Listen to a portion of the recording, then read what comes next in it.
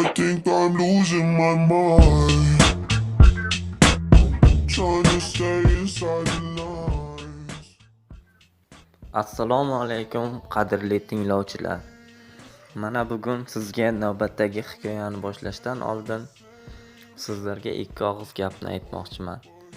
Bizning Telegramdagi kanalimiz qo'rqinchli hikoyalar, YouTube ijtimoiy tarmog'idagi kanalimiz esa qo'rqinchli audio hikoyalar deb nomlanadi.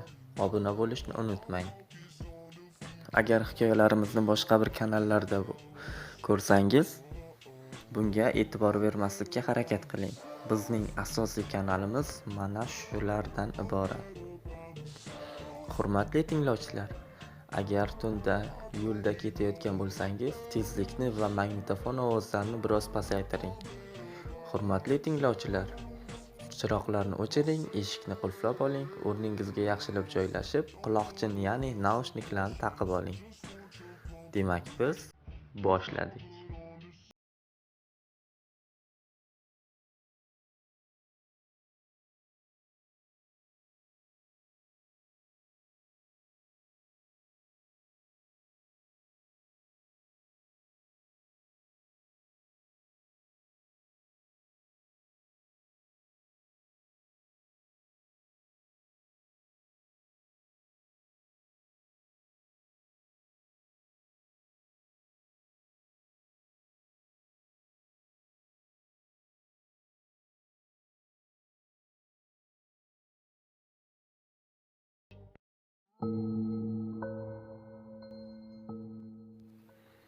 Ota-onam yoshligimda olamdan o'tib ketishgan. Men kenja farzandman. 2 akam bor. To'ng'ich akam uylangan. Kichigi esa armiyada xizmat o'tamoqda. Kelinoyim va 2 mitti jiyanlarim bor. Akam kuni kecha shaharga ishga ketdilar. Men, kelinoyim, jiyanlarim uyda qoldik. Yon atrofda qo'ni-qo'shni, qarindosh deganlardek, akam bizni bir necha kun yolg'iz tashlab ketdilar. Axir oilamizning boshlig'i. Xullas, tirikchilik deb bizni uyimizni yonida katta qabriston bor edi. Yakshanba kunlari qarovsiz qolgan qabristonni yon atroflarini tozalab, so'lib ketgan gullarga suv qo'yib, darvoza yonlarini supurib, sidirib qo'yaman. Bugun tongda qabriston tomonga yo'l oldim. Kelinoyim qo'shni qishloq, ya'ni Xudoxolaning yonlariga ketdi jiyanlarim bilan. Men esa har doimgi ishimni qilish uchun qabristonga bordim. Qabriston ichkarisida ko'zimga yalt etib tovlanib yotgan qabr ustidagi tosh meni u tomon chorladi. Yoniga borib qarasam, firuza ko'zli toshdan yasalgan soch to'g'nog'ichi. Judayam chiroyli, bejirim ishlangan. Qanchalik qabrdan hech narsa olmaslik kerakligini bilsam ham, menga shu judayam yoqdi. Olgim keldi, chunki hech qachon menda bunaqa to'g'nog'ich bo'lmagan. Yon atrofda qabrlardan boshqa hech zot yo'q edi. Beixtiyor sochimga taqib qabristondan chiqib ketdim. Hovliga keldim, jimjitlik. Xonamdagi gullarga suv qo'yish yodimga tushib, suv to'ldirilgan idishimni olib xonamga eshigimni ochdim. Astag'firulloh.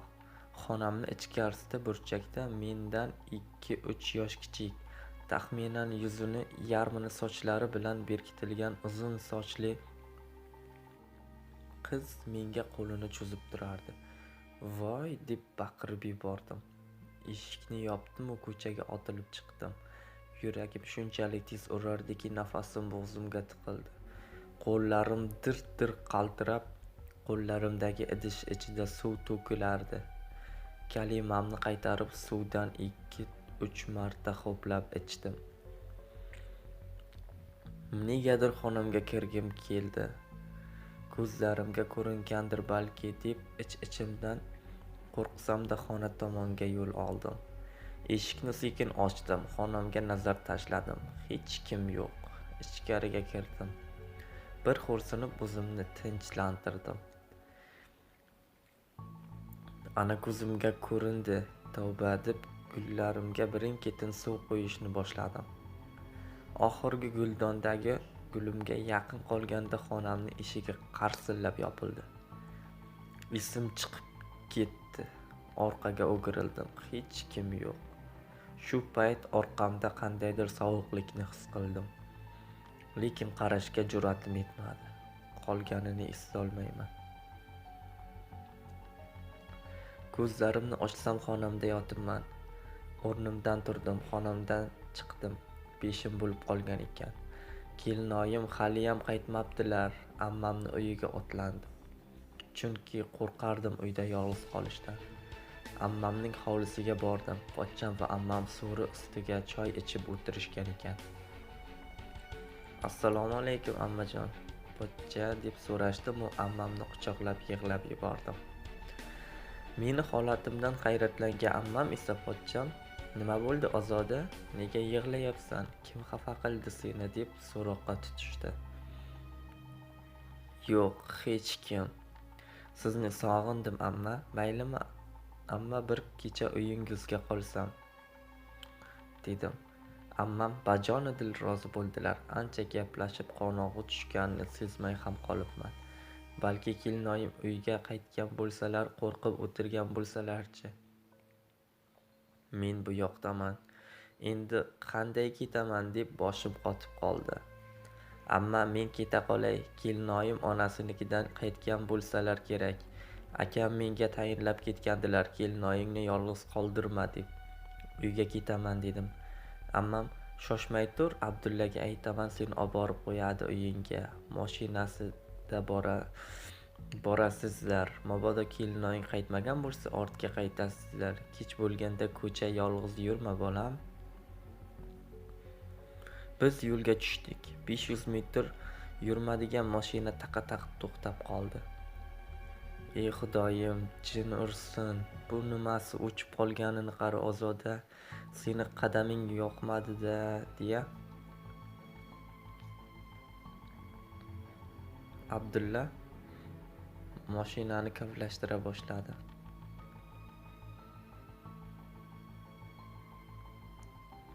Ana endi uyga deb orqaga o'girilgan Abdulla qotib qoldi va sekin boshini men tomonga burib, "Ozoda, kalima qaytar", dedi.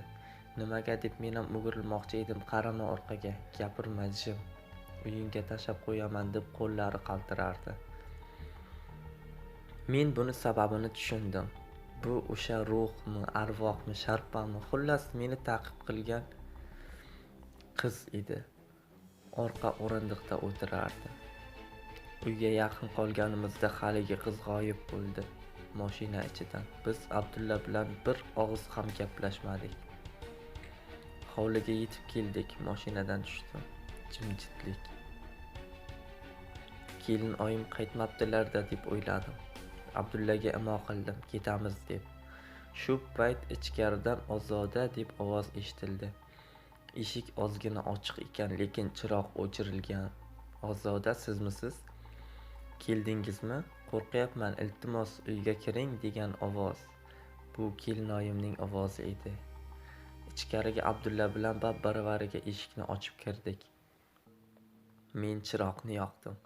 Kelinoyim jiyanlarimni bag'riga bosgancha bir burchakda qo'rqib ketgandan oqarib ketgan edi. "Shh, sekin Ozoda, jiyanlaringiz uyg'onib ketadi. Vahima qilmang", dedi. Xonaga qarab bo'lmasdi. Hamma joy axtar-to'ntar bo'lgan. Narsalar sochilib yotardi. "Nimaga bo'ldi kelinoyi?" deb Abdulla hayratlanib atrofga qarab so'radi. Uyga qaytsam, yo'q ekansiz. Eshikni ochib kirdim. Jiyanlaringiz uxlab qolishdi bir zumda. Hovliga chiqqandim, uyga kirsam, oyog'i yerga tegmagan oq ko'ylakli, sochlari uzun qiz bir yuzi yopilgan nimadir qidirib hamma yoqni titib tashlabdi. Menga e'tibor bermadi. Qo'rqqanimdan miq etmay jiyanlaringizni yoniga kelib o'tirdim. Menga bir marta qarab chiroqni o'chirib chiqib ketdi. "Eslasam o'takam yorilay deyapti", deb yig'lardi kelinoyim. Abdulla ham boya mashinani orqa o'rindiqdagi, "Men ham o'sha qizni ko'rdim. Nimaga bizni ta'qib qilyapti", dedi. Miyamga kelgan fikrdan "yo'q" deb baqirib yubordim. Abdulla va kelinoyim cho'chib tushdi. Nima bo'ldi? Ularga qabristondagi ertalab bo'lgan voqeani aytib boshimdagi chiroyli to'g'nog'ichni yechib ko'rsatdim. Bu o'sha qabrdagi qizniki bo'lsa kerak. Uni qaytarishimni xohlayapti dedim. Ertalabgacha mijja qoqmay chiqdim qo'rquvdan. Tong yorishar-yorishmas qabriston tomonga chopdim. Darvozadan kirar ekanman, ich-ichimdan hayajon, qo'rquv meni egallab olgan edi. Qabr tomon yo'l oldim va qo'limdagi toshli taqinchoqni joyiga qo'ydim. Qabr egasidan kechirim so'radim va uni bezovta qilgani uchun anchagacha kechirim so'radim undan. Bundan keyin hech kimni narsasiga teginmaslikka o'zimga o'zim ont ichdim. Shu voqeadan keyin meni o'sha ruh bezovta ham qilmay qo'ydi.